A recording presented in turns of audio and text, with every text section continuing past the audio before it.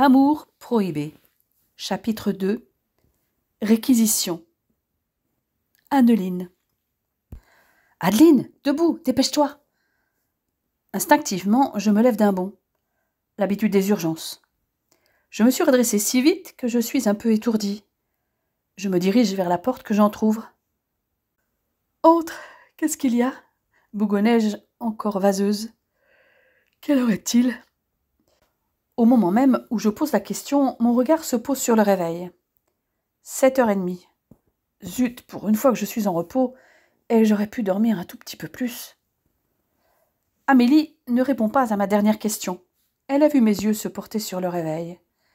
Elle se contente de m'éclairer sur le motif de mon réveil intempestif.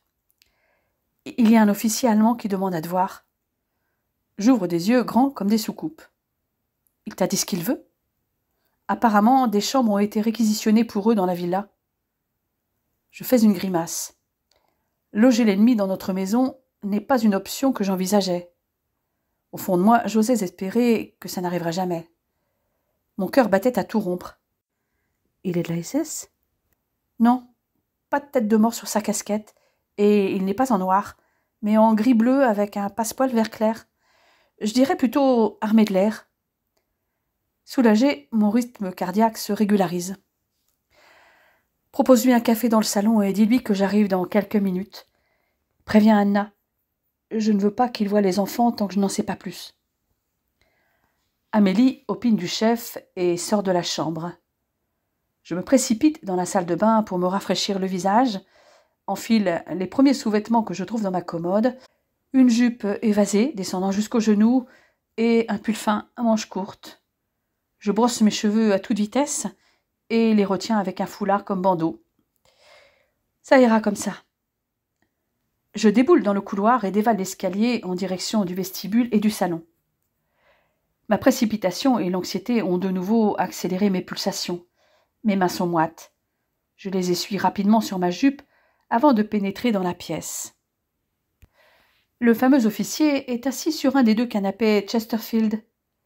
Je souris en moi-même en réalisant que notre intérieur est très british. L'uniforme allemand fait un peu tache dans ce décor. Je manifeste ma présence par un raclement de gorge et il se lève.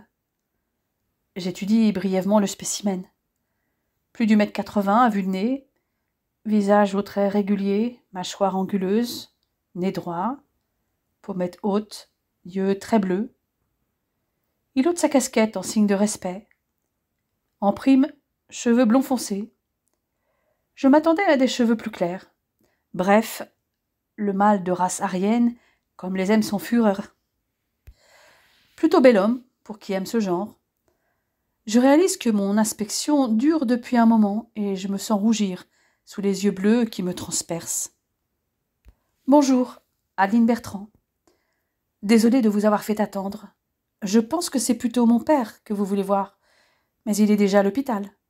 Un sourire se dessine sur les lèvres charnues du teuton, qui saisit la main que je lui tends, tout en esquissant une courbette.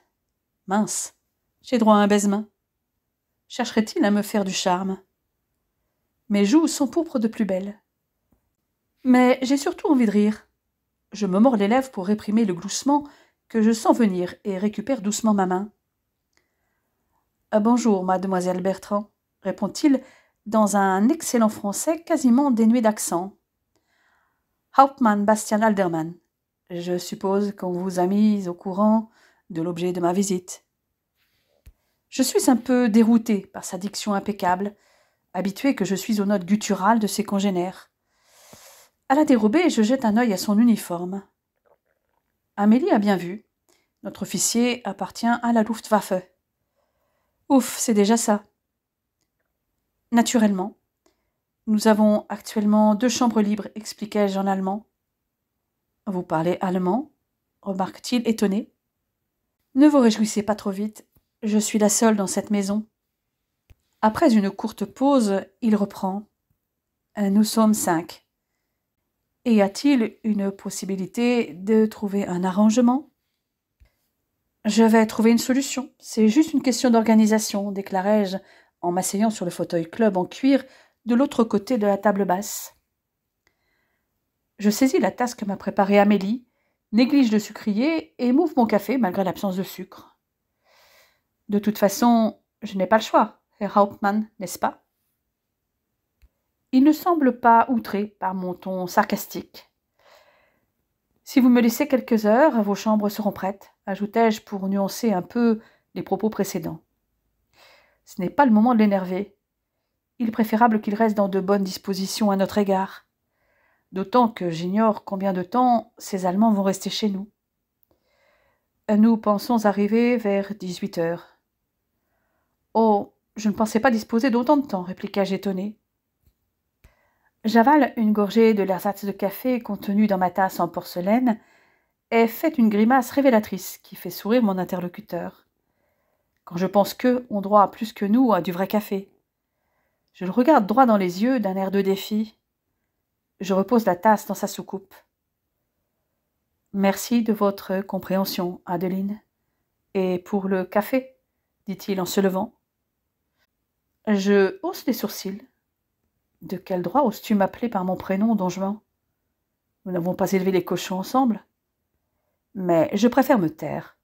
Dieu sait comment il pourrait réagir si je me montre trop agressive. Je vous en prie, ne me remerciez surtout pas pour le café. Je ne connais rien de plus infâme que ce jus de chaussette, mais là non plus, nous n'avons pas le choix. Vous comprenez pourquoi, Herr Haldermann. Ma saillie ne déclenche qu'un léger sourire en coin de sa part. Je me lève à mon tour pour serrer la main qu'il me tend. Bonne journée, annonce-t-il. Bonne journée à vous, Hauptmann, m'entends-je lui répondre, perturbé par sa chaleureuse poignée de main. Je me rassieds pensive de longues minutes, envisageant les solutions possibles. Pour les chambres, j'ai une idée précise, mais le plus compliqué va être le repas de ce soir. 5 bouches de plus à nourrir, ce n'est pas rien à l'époque où nous sommes. Je me rends directement à la cuisine où je retrouve tous les habitants adultes de la maison. Ils n'ont pas l'air surpris de mon annonce. « Vous n'avez pas l'air étonné, m'exclamai-je. L'officier est passé me voir à vous, Josette. Il a promis de me faire livrer de quoi nourrir les bouches supplémentaires. Je soupire de soulagement, mais je reste soucieuse. Je suis désolée pour cette invasion, mais je n'ai pas le choix. Nous le savons, ma belle, dit Josette. Nous avons réfléchi avec Jean. Tu sais qu'il déteste les Boches. Évidemment, je le sais. Il garde dans son corps un cuisant souvenir de la Grande Guerre. Il boite depuis qu'un éclat d'obus lui a traversé la cuisse. Nous avons décidé de prendre nos repas dans la cuisine pour limiter les contacts avec eux. Amélie assurera le service, mais prendra aussi ses repas avec nous. Je pense que nous ne les verrons surtout que le soir au dîner, mais tu as raison. Les filles prendront aussi leur repas dans la cuisine, intervient Anna. Question de prudence. Mais je ne te laisserai pas seule avec eux, surtout que régulièrement ton père est appelé à l'hôpital. Merci, Anna. Reste le problème des chambres. J'imagine que, là aussi, vous voulez éviter de les croiser trop souvent. Ils opinèrent tous du chef. Anna reprend alors la parole. J'y ai pensé aussi. Avec les filles, je préfère utiliser la chambre mansardée du 2e étage. Elle est assez grande pour nous 3. Je lui lance un regard reconnaissant. Je ne sais pas combien de temps cette situation va durer, avouai-je. Je ne suis pas plus réjouie que vous. Nous allons devoir être prudents dans nos propos. Dans notre malheur, nous avons de la chance. Ceux de la Wehrmacht sont moins bruts que les SS. Mais il reste des Schleux et des nazis. Nous avons passé le reste de la journée à préparer les chambres avec Anna, libérant 4 chambres pour nos nouveaux pensionnaires. Ma mère avait aménagé ces chambres autrefois pour les touristes l'été. Avant la guerre, elle s'était occupée pendant toute la période estivale par des vacanciers tout heureux d'être à 10 minutes à pied de la plage. Elle n'aurait sans doute pas imaginé accueillir des soldats ennemis. À 18 heures pétantes, du petit salon bibliothèque contigu au bureau de mon père, j'entends un vrombissement de moteur. Ponctualité reflétant bien la mentalité allemande. C'est un de leurs points positifs, il faut le reconnaître. À travers le vitrail de la fenêtre de la petite pièce, je distingue 2 véhicules. Un où le capitaine Alderman paraît seul et un autre avec 4 hommes. Je me dirige vers le vestibule et j'entends les portières se refermer, des bottes s'enfoncer dans le gravier. Je m'empresse d'ouvrir quand 3 coups frappent le verre dépoli de la porte d'entrée. Je me retrouve nez à nez avec Bastian Alderman, qui me sourit de toutes ses dents impeccables. Une vraie publicité pour le dentifrice émail diamant. Du coup, je me décoince un peu, mais je me retiens de refouler la contrariété que m'inspire la venue de ces hommes. Heureux de vous revoir, mademoiselle Bertrand. Je ravale ma salive pour ne pas lui répondre « Pas moi ». Je me déplace sur le côté pour le laisser passer avec sa clique. Il ôte galamment sa casquette. Sans un mot, je tends le bras en direction de l'intérieur pour les convier à entrer. Dès que le dernier d'entre eux est dans le vestibule, je referme la porte sèchement, avant de me retourner. « Permettez-moi de vous présenter ces messieurs, » reprend Alderman.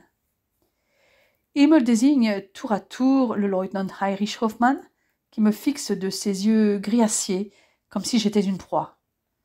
D'emblée, celui-là me déplaît. Puis le Feldwebel Erich Bauer, beaucoup plus avenant, et enfin les 2 soldats, Gerhard Danneberg et Johann Keller, ordonnance des 2 officiers.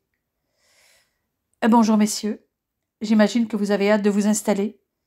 Veuillez me suivre, indiquai-je en allemand. Je tourne les talons et me dirige vers l'escalier que je gravis, suivi par 5 hommes entre 20 et 30 ans.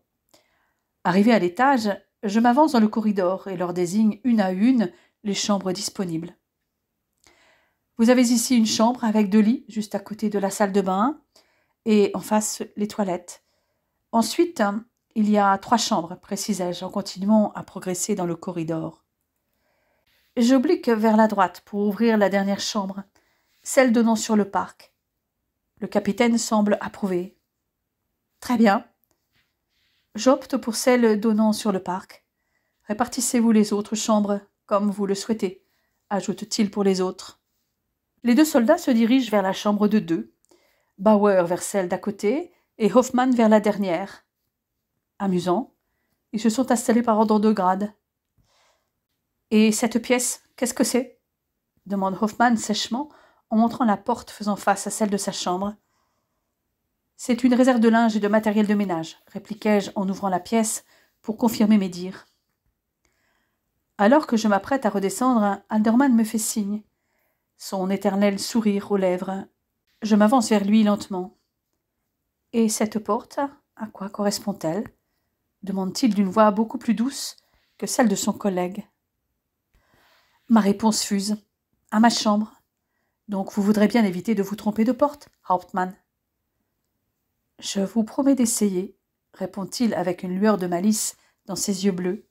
« Faites plus qu'essayer. Néanmoins, j'espère que vous vous plairez ici, Herr Alderman. Pour information, le dîner est à 20h. » Je ne lui laisse pas le temps de répondre et je m'enfuis en direction de l'escalier. Je ne sais pas pourquoi, j'ai sans arrêt envie de le titiller avec mes pics. Peut-être parce qu'il rentre dans mon jeu. Pourtant, je reste anxieuse avec ces Allemands dans la villa. Ils sont armés, et ils n'hésiteraient pas à pointer leurs armes sur un résistant ou un juif s'ils en croisent un.